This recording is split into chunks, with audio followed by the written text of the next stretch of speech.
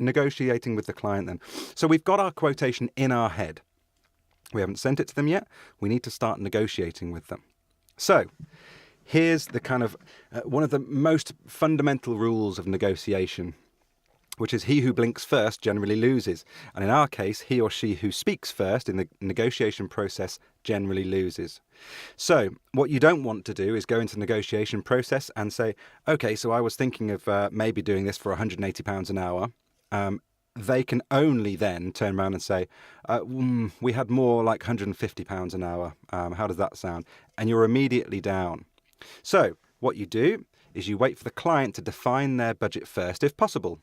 Something like, what budget do you have for the voiceover work? Okay, that's what you ask them. And you allow them to come back and tell you what the budget is. And in many cases, it will be greater than you expected. And then you've automatically got more for your money without even saying anything. The next thing that I like to do, and I do this with quite a lot of big companies as well. I'm not sure if you guys know who Louis Theroux is if you're in the States.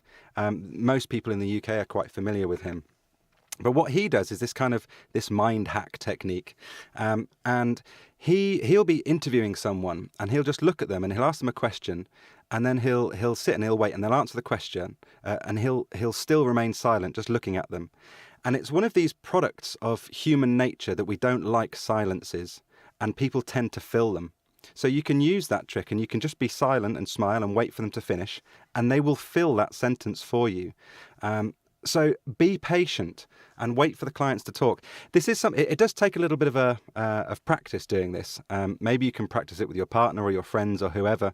And in some cases, it's a good idea to join forces with other voice artists and do role plays with this kind of thing. So you're not going in completely cold with clients. If you've gone through this process a lot, even if it's in a role play scenario, you're much more equipped to be able to deal with how to negotiate and how to negotiate well.